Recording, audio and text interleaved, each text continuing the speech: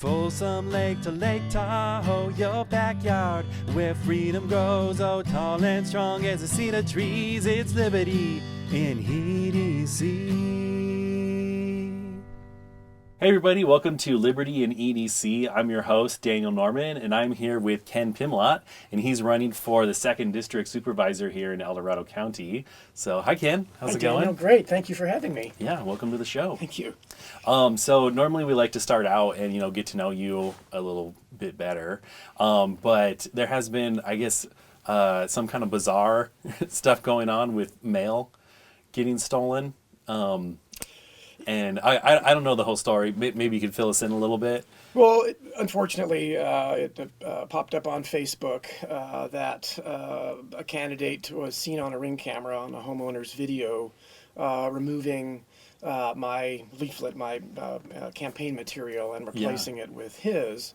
And the homeowner was very concerned about that and really felt that was a bad thing to do and not really ethical. Yeah. And so it was shared out. I mean, not only bizarre, and like who has time to do that? Well, yeah, there's 6 of us in this, campaign, and all the candidates are working hard to get out on the, walk precincts and meet the voters. And voters deserve to have all the facts so they can make an informed choice about the candidates. And this homeowner didn't get that opportunity because someone else took my pamphlet off of her porch. And so it really speaks to, it's disappointing to me. We should really be focusing on the issues and what we're all going to do for El Dorado County and for the people that live here. Yeah. Instead, we're now, someone's, quite frankly, ethics and integrity has come into question. And again, those who suffer are the voters who now, that individual, and I don't know if others didn't get a chance to see again, my material. And again, we, like others, we're working very hard to walk the precincts. I meet with people out in their neighborhoods, and it's just, like I said, it's very disheartening. Yeah, definitely a bizarre thing. Like who would have guessed that would happen? Yeah, absolutely. Yeah, and we just bring it up because Channel 31 was just here interviewing you about it, and so it was quite. I guess the happening, but really like what you were saying at the end of the day, kind of takes away from stuff we should be talking about. What supervisors should be doing. And of course, it raises certainly the question. We know what they shouldn't be doing, and I think that's clearly it. Yeah. And I think the voters will get to decide on March 3rd. And obviously the video seems to be making its way out there. And so folks will make their own decisions on that. For me, what's important is really just, again, moving forward with meeting voters, working with the groups, really talking about who Ken Pimlott is as a candidate for District 2 and why I want to be the supervisor and want folks to vote for me. Yeah, so who is Ken? So my wife Karen and I have moved to Cameron Park in El Dorado County 16 years ago. We raised our 2 sons, who are now both adults, here in the county, and my wife works for the Buckeye School District. She's a bus driver, and so we, enjoy living in El Dorado County, and we moved here because we like the lifestyle. 10 years in Southern California. I retired as the chief of CAL FIRE at the end of 2018. I had just over 35 years in public service, almost How all long? of that. Over 35 years. 35 years, wow. I started as a reserve firefighter in Contra Costa County in 1984. And but from there moved on to CDF at the time, CAL FIRE. So most of my public service career has been with CAL FIRE, working my way up through the ranks in both Northern and Southern California. I have a degree in forestry from Humboldt State University. So when I retired from CAL FIRE, I was the chief of CAL FIRE. I had been appointed by originally Governor Schwarzenegger, and then ultimately by Governor Brown. So I was serving as the director and chief of CAL FIRE and also California State Forester. Wow. So now what, going from that, you're retired. Now what makes you want to run for district supervisor? So with over 30 plus years in public service, I had an opportunity to just gain a lot of experience and work in a lot of areas. And as I worked my way up through the ranks, I had an opportunity to work with constituents across California and work on some very critical issues. We led the task force, the tree mortality task force, which was addressing, over 120, 130 million dead trees that were killed from the insect mortality or insect outbreak Yeah. in the which was beginning to impact El Dorado County, but it was really hitting the central and southern Sierra hard. So we let That was like a beetle infestation or something like that, with right? the drought and the impacts of a warming climate, our forests were susceptible to just an epidemic level outbreak, bark beetle, and many of the overstocked stands of the forest where they weren't being we haven't been able to manage them the way they need to be. Yeah. They were vulnerable, and so we were seeing just epidemic proportions of insects moving from tree to tree. So it was. Is that still happening? It is still happening, but with some cooler winters, some of the spread of that beetle has been, put into check. But what's left right now are just standing, dead trees in many communities, and certainly throughout the forests of the central and southern Sierra. So, Yeah. and all it takes again is going into another warmer and drier weather pattern, which very easily could be happening here, by next summer, and we could be right back there. The task force worked very closely. It was a very collaborative, multi-agency and organizational effort that we led, bringing the counties, the utilities, state agencies, environmental community together to work on solutions and really leverage all the efforts.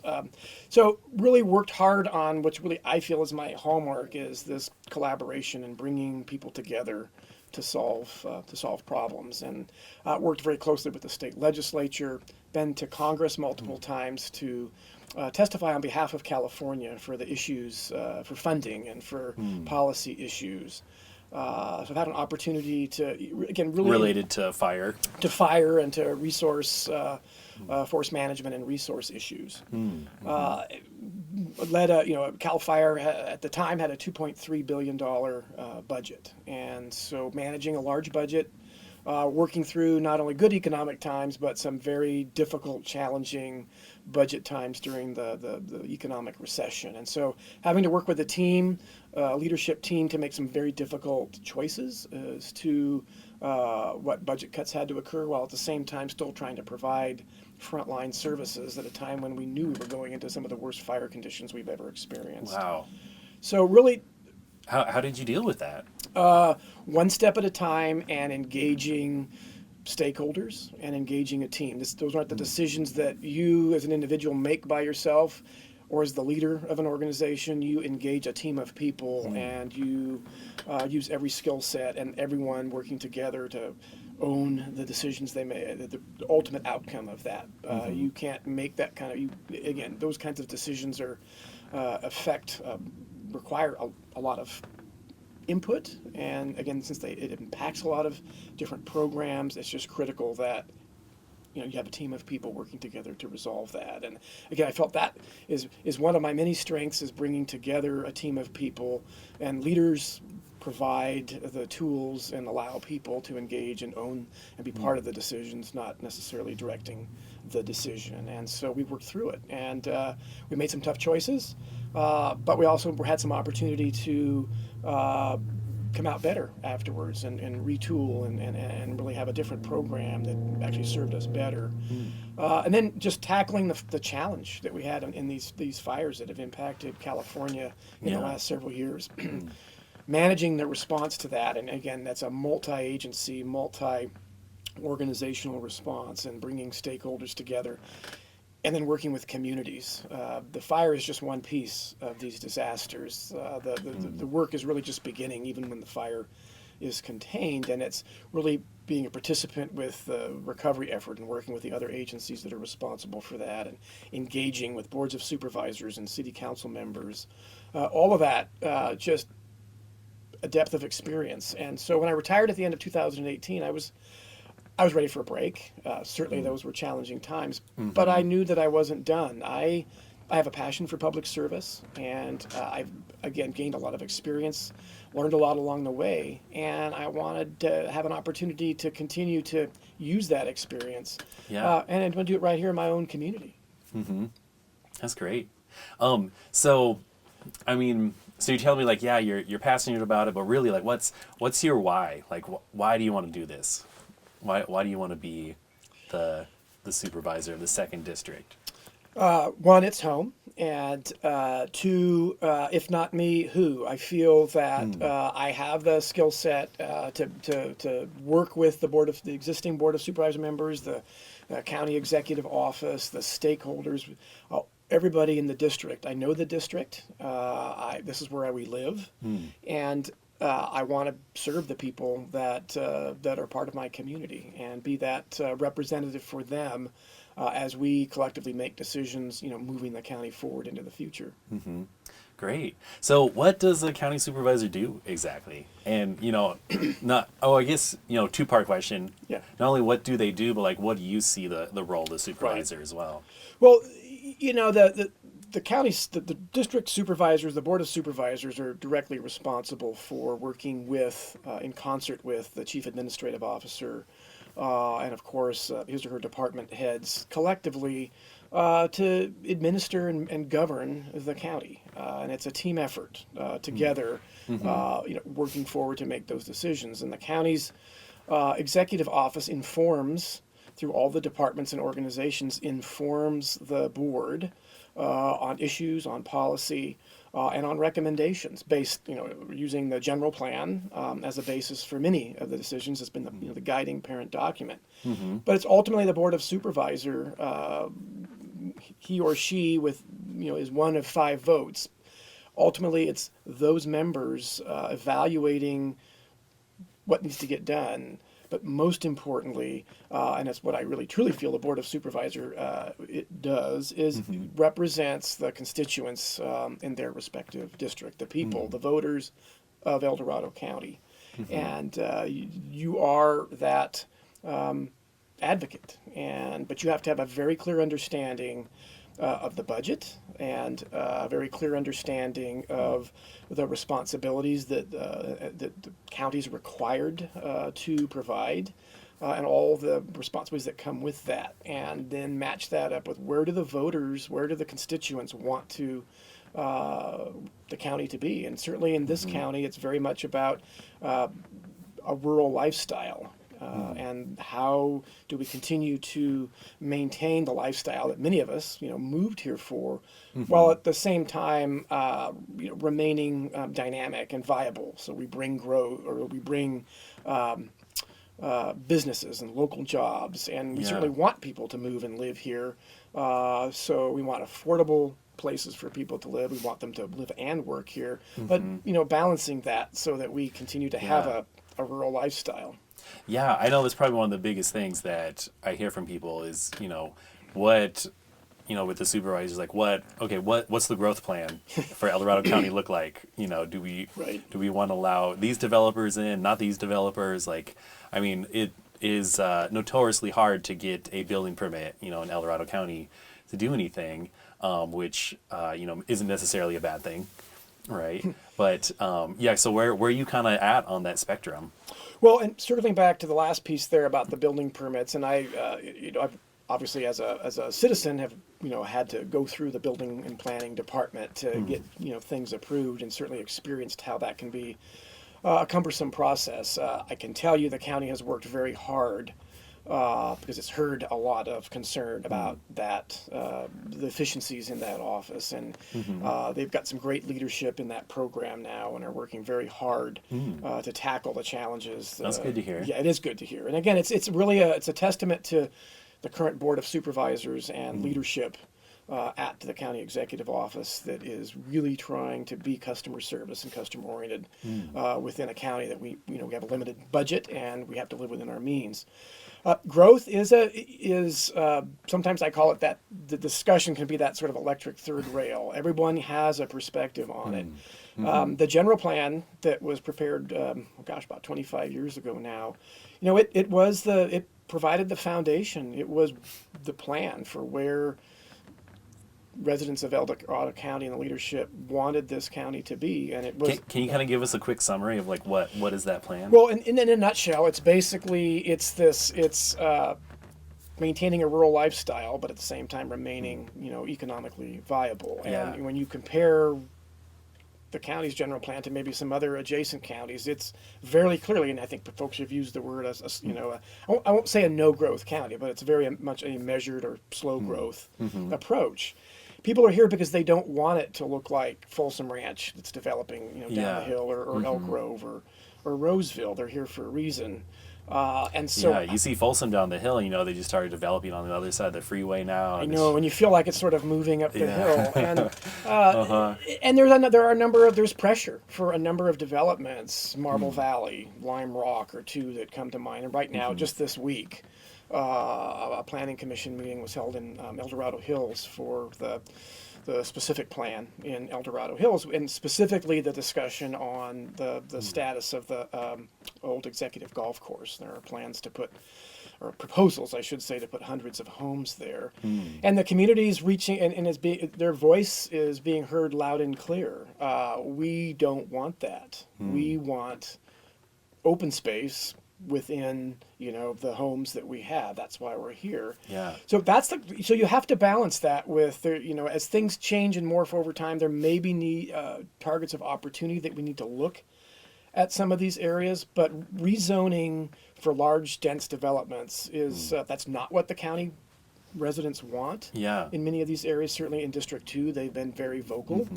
And so we have to balance that. I'm not interested in 4,000 homes in Marble Valley and Lime Rock there, between El Dorado Hills and Cameron Park. I'm not, but I recognize that we need parks and we need our roads and our water infrastructure. All of that needs to be able to support whatever we do. We can't build beyond our means, and right now, roads is probably the number one concern I think that we all hear. The county's Department of Transportation, their ability to provide the level of maintenance on our roads is significantly declined.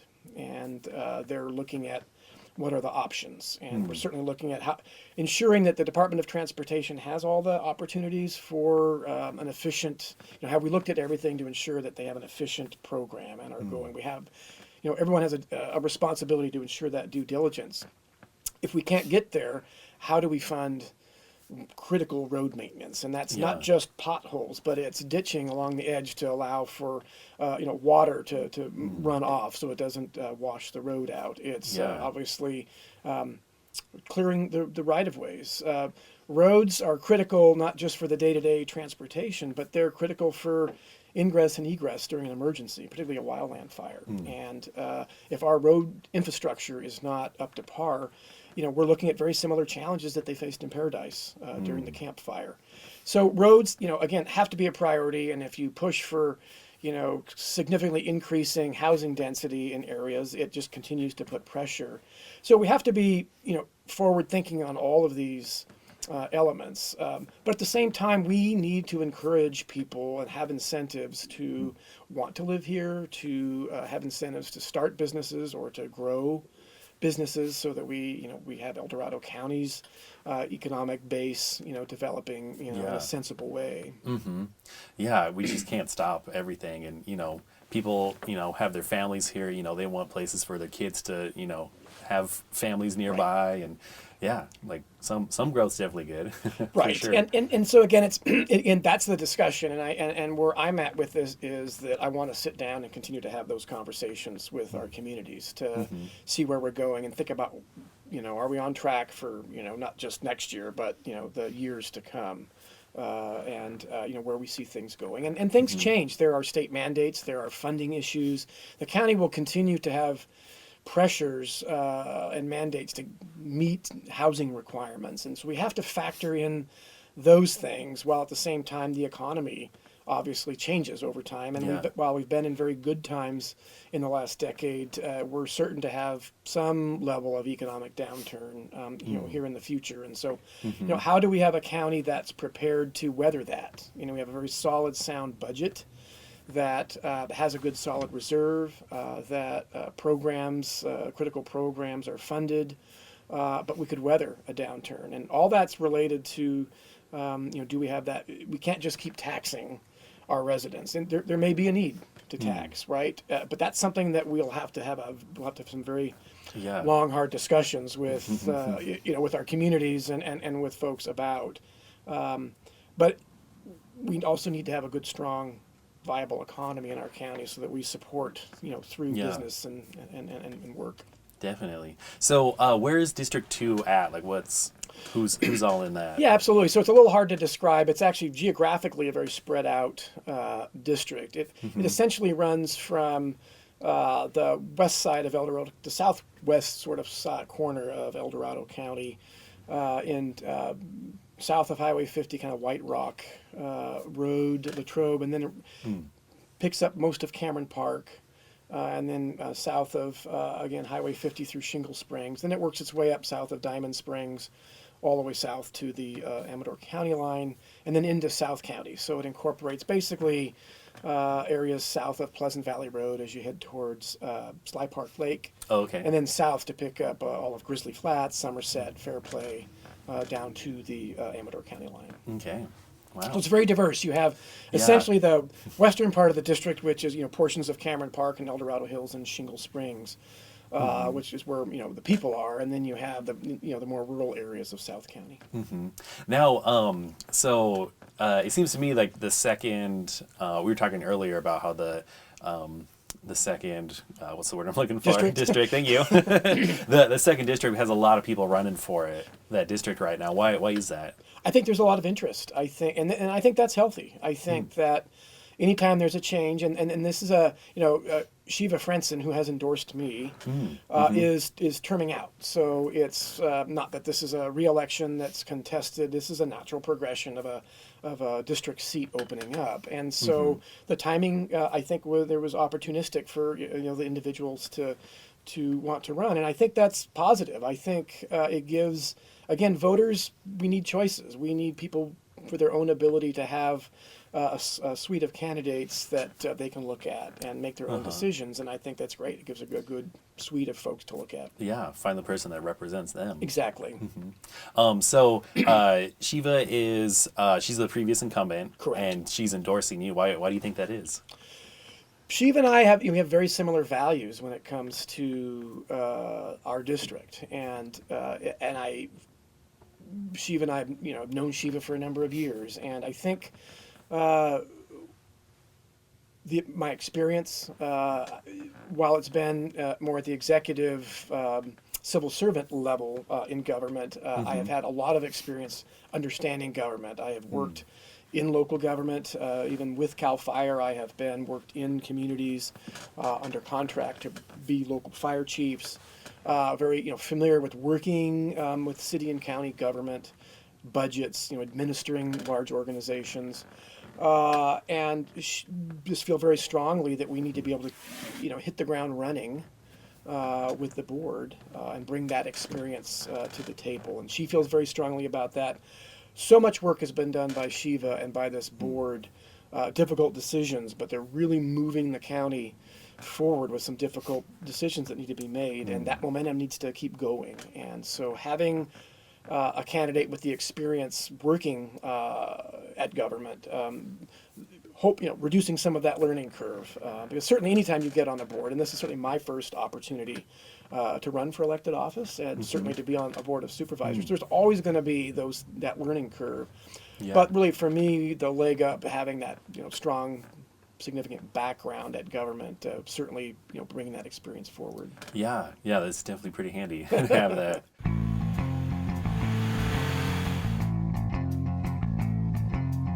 Hi, I'm Rick Rowe, owner of Placerville Polaris and Power Tools. I've owned and operated Placerville Polaris since 2007. If you'd like to experience the off-road, or if you have property in our community, come on in. Let's see what we can build for you. We are your one-stop shop for off-road fun. We do it all, from building your dream toy to decking out your razor. We are complete with a full shop, and we proudly service all our products, including our power tools. We carry only the best top quality brands, and we have everything you need for taking care of your property and maintaining your 100-foot defensible fire space. Building off-road vehicles is a passion of mine that I take very seriously. I like to be personally involved in building your dream toy from start to finish. Here at Placerville Polaris, we do a lot of testing for the manufacturers to ensure you get the proper accessories to fit your specific needs. One of my favorite parts is test driving to maximize satisfaction and quality. Come on in. Let's see what we can build for you.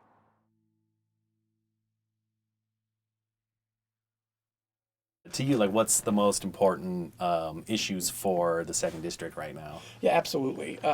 Really, there are three things that I've laid out that I think are the most. There are a lot of important issues in the county and certainly in the district, but we talked about growth and having again sensible growth and how do we continue to engage in that so that we don't build beyond our means. That we have we have infrastructure, roads, water, all of that in place. We continue to have those discussions. That we're going to have those ongoing. Sustainable budget, living within our means. This board has done a great amount of work working with the administrative officer to bring in a balanced budget. $688 million budget in the county. This last year, the CAO was able to fund programs, put money into reserves for a rainy day, and start buying down the future liability of retirement, the retirement costs. That's going to only get tighter as we go forward, and we talked about having budget pressures if there's a more lean economy. We've got critical programs. We've got to be looking at our veterans, our youth, and our senior citizens. This county, by age demographic, is certainly older than many of the other counties around the state. And as we go forward, that our senior community are going to be critical. How do we support them with the services that they need, whether they're in a care facility or they're living at home? Many seniors have chosen to age at home and in their own environment. And so there's a lot to work on there. And certainly our homeless, the challenges, that's a significant challenge for all of us that we have to sit down and work on. But all that's going to require making some budget priorities and working forward. And again, how do we maintain roads, which are absolutely a priority that transcend all of the issues in the county. So working on that on the budget is going to be critical. And then really lastly, and I think the overarching issue for the county, and it's an issue for several of the Sierra Foothill counties, and it's the wildfire problem. And it's not just the threat from wildfire, which of course this county, we've had the King Fire and the Sand Fire and so many other fires in recent years, smaller, but that have impacted. The threat is real, and so ensuring that we obviously have a continued investment in projects for fuels treatment. We support our fire safe councils. That's the grassroots efforts. That's where the grassroots efforts are going on to get work done. And we work on our vegetation management ordinance, and then we support that. The county just passed that new ordinance this last spring and summer. Now we're going to be working on implementing that ordinance. What's the ordinance? It's essentially an ordinance that it provides some guidance and actually some requirements for homeowners for defensible space, and it gives the county the ability to really do more with enforcing that defensible space, and even including provisions where the homeowner, if he or she needs to get the required 100 feet of clearance and they can't get it on their property, there's a good neighbor authority within that this new ordinance that allows the clearance to occur on the adjacent property to get to 100 feet, and that's a big deal. But we have to be able to have every home achieve its defensible space. So this ordinance is going to be key. But what's most important about the ordinance is that it's providing that another educational arm that have the ability to reach out to homeowners in our county to get the work done. So obviously the enforcement of that and working with all the fire districts in the county to get that implemented under the leadership of the county. But it's not just about the fire issues directly and the safety threat. It's also about the public safety power shutoffs that are the result of these wildland fires. And that's obviously a new thing for us here in the foothills in the last several years, but it's significantly impacting El Dorado County. El Dorado County is probably one of the most impacted counties by those power shutdowns. And it's obviously the challenges of shutting off power to community or many of our rural residents. And again, we go back to the senior population who don't have the support. And if they're out in a rural area and they're by themselves and they don't have power, the health impacts where you've got people on medical equipment that require electricity.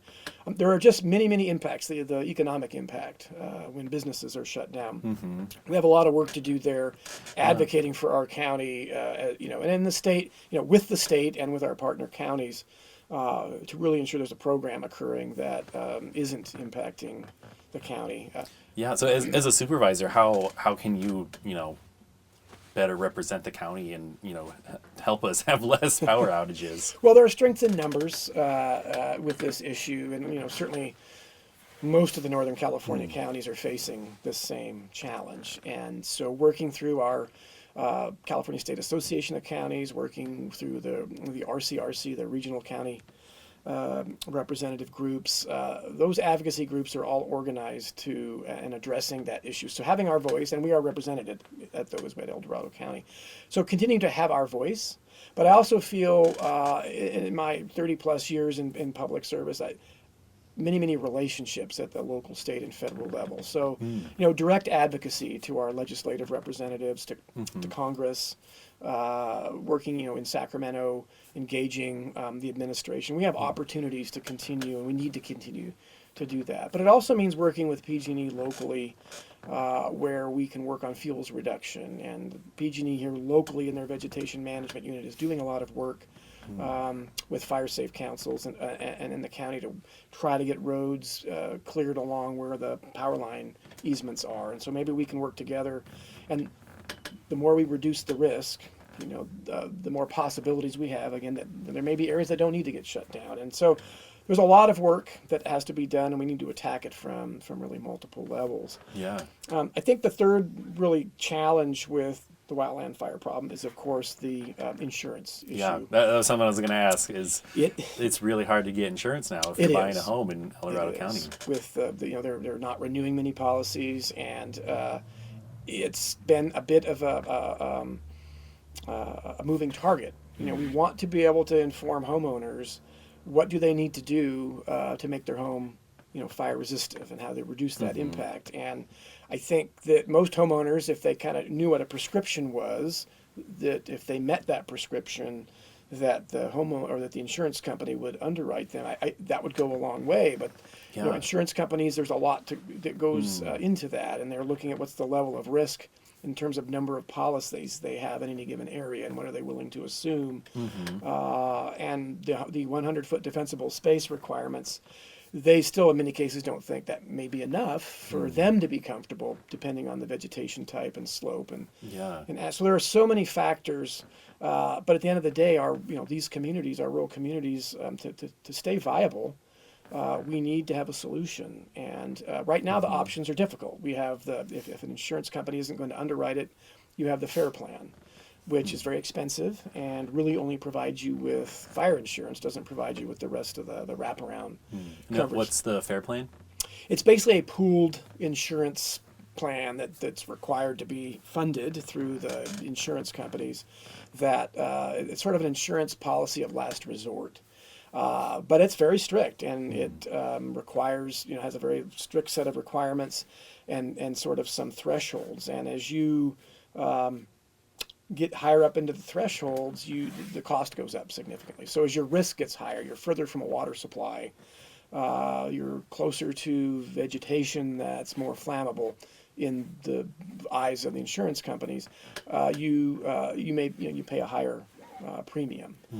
So it's not that it may be a stopgap in the short term, but it's not the solution. Homeowners can't afford to continue to pay that. So we need to continue to put pressure on this to working with the insurance companies, working with the insurance commissioner, working with our legislators to find some solution. Because what's happening now. What do you think the solution is for that? Because that's a complicated one. It is. I think there may be another layer of or a process of shared risk. Maybe there's a process where there's another pooled area. Maybe it becomes something like earthquake insurance, and how that's you buy a sort of a right or a special element to your insurance policy just to do that.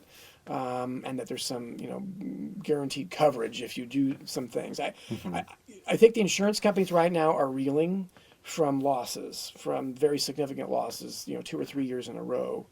I know when speaking directly with the leadership of at least one company, they just happened to be in an area where they took a lion's share of the losses in several of these fires. And so it just very quickly, 3 or 4% of their customers took down, 2/3 of their equity.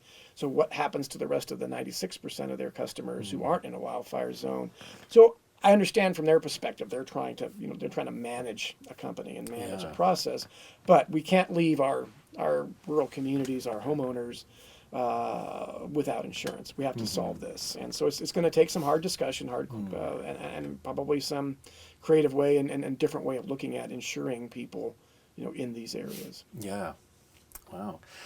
Anything else that you want to add before we, start talking about what people can do if they're interested in, helping your campaign or being involved, stuff like that? Well, I think, again, just kind of wrapping up who I am. Again, 30 plus years of experience in public service. I have a passion for public service. I feel the experience that I've gained over my career directly benefits supporting being a supervisor here in El Dorado County. I'm a listener. I believe in, again, collaboration and bringing people together to solve problems. It's not about me. It's about me being that facilitator, that listener, to bring people together to solve problems and move the county forward. But I also recognize it's making difficult decisions. And ultimately, there are votes that occur at the Board of Supervisors to either move projects forward or not. And that has to be done as a supervisor on a very informed, transparent basis, gathering all the facts, gathering the information from everybody that's impacting and the people that care about it. And at the end of the day, you take all that in and you make your best informed decision for what you feel, based on your values, is best bringing forward in that vote. At the end of the day, I recognize not everybody. You're not going to please everybody, but you have a responsibility as a supervisor to engage everyone and make the best possible decision. And I feel I have the tools and the ability to make that, to do that. And I'm just excited to be part of the process. And I really want to be the representative for District 2 at the Board of Supervisors. That's great. All right. So if, someone's out there and they're like, wow, I really like Ken, how can they help out or get involved or, learn more about you? So with the, advent of modern technology, we have a website, electkenpimlott.com. And if you log on there, we have access to, if you want to donate, there's a section for donating through PayPal or credit card.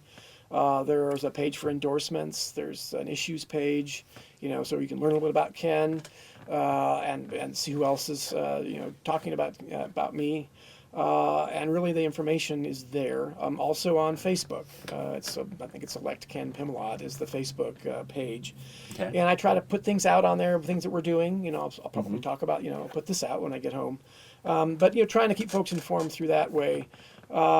We would love to have people, if they want to help, if they want to host a yard sign, if they want to walk a precinct. Again, it's all about getting out and meeting people and engaging folks one-on-one. And so happy to have folks do that. If there are forums, if folks want me to come chat, I think when you're working at particularly these boards of supervisors, these local races, it's all about sitting down with local community groups, whether it's an HOA, it's could be the Shingle Springs Community Alliance, could be any other groups. It's that one-on-one or small group contact. So if anybody's interested, just log on. The website has a contact page where you can reach directly out, put your information. That information will go right to our staff. When I say our staff, it's really just a very grassroots group of people that are working together. But we'll get that, and then we'll reach back out, and we'd love to talk to anyone who wants to reach out. Great. So voting starts as early as February 3rd, right? So yes, and I'm glad you brought that up. So everybody needs to recognize that, and El Dorado County was one of a number of counties that are in this new voting process, which really, hopefully, will raise the number of people that vote this election. It's an early primary, so normally it's June, but California has moved the primary up to March 3rd. So there's a relevancy now in not just the local elections, but in the presidential elections. So I think it's important for people to recognize that's all there. But there are some changes that come with that. So everybody in the county, every registered voter will get a ballot mailed out beginning February 3rd. If you are a registered Republican, you will get a Republican ballot, and you'll be able to vote for all the local and state issues plus the Republican ticket for president. If you're a Democrat, you will get all of that, and you'll be able to vote for the Democratic suite of ticket for president. But if you're a no party preference voter, you will not get access to any of the federal or at least the presidential office. So what you can do is, if you're interested, you can request a ballot from the Democratic Party, and they will provide you with they're allowing folks to vote on the Democratic ticket. If you want to vote on the Republican ticket, you will have to actually register as a Republican. But the options are there, and I think everybody needs to understand that. And then the the opportunities to vote are significantly enhanced. There are voting centers that will be open well before Election Day. You can vote by mail and just put your ballot right back in the mail. And you can also drop it off at a drop box. And all those locations, we have them on our website, but they're also if you go to the Dorado County Elections Department website or the Secretary of State. They're all out there. And again, I think what's most important about this race is it's getting people to vote, regardless of who they choose, make informed choices, but just take that opportunity. There are literally, and I'm seeing the ads on TV, and it's true, some of these races are decided by one vote, and literally every vote does count, particularly in smaller especially races. on local Absolutely. issues, guys. Get out there and vote. If you're not registered, get registered. Yes, and there are no excuses not to vote. There are so many opportunities to make it convenient to do that now, and everyone just needs to get out there and do that. Yeah, and we have a great previous episode as well where we interview the registrar of voters. Oh, great. And all about the new election process that's coming up. So if you guys want to check that out, go to our YouTube, and you should be able to find it on there. Anything else you want to add before we close? No, just thank you for the opportunity, Daniel. Yeah. I think this was great, and again, this is helping the process. It's getting the word out, and I really appreciate the work that you all do here for El Dorado County, keeping us all informed of what's going on locally. So, and again, thanks for the opportunity. Yeah, thanks again for coming on. My pleasure. So again, this is Ken Pimlott, and if you're interested in get involved in his campaign, or look for him on your ballot if you're in the 2nd District, and we'll see you guys later.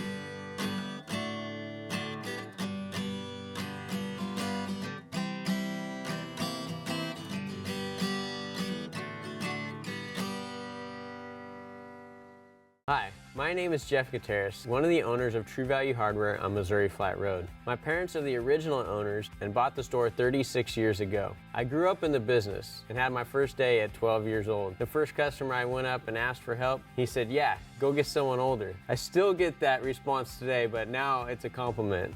Steel and John Deere are rated the best in their respective industries. And here at True Value, we have the benefit of carrying and being the local dealers for both of those products. I've always looked at being a salesman as you got to love what you sell. If you love what you sell, it's not gonna feel like it's a job. You're just getting the right equipment for the customer. The great thing about our store is you can do everything through the store here. We have a repair shop, we have rentals. If you don't know how to use it, we go over everything when you rent the product. I myself am a new homeowner, so I am getting an idea of everything that I need for home renovations. Everybody's got a different job, and we want to be a part of that job and help them through that job. It's very important for us to have a happy staff. Our staff is an extension of us. We support a lot of families through this business, and that's what I love. I love it when a customer comes in and says, "Hey Jeff, I need this," or "Hey Brian, I need this." It kind of warms my heart to know that our store has such a footprint in the community. We try to support our community in many different ways, and one of those ways is through donations. We definitely help out all of the local schools. We support Relay for Life, local youth sports, Eagle Scouts, Toys for Tots, many different organizations. It's important for us to be a part of the community and to really make an impact in people's lives.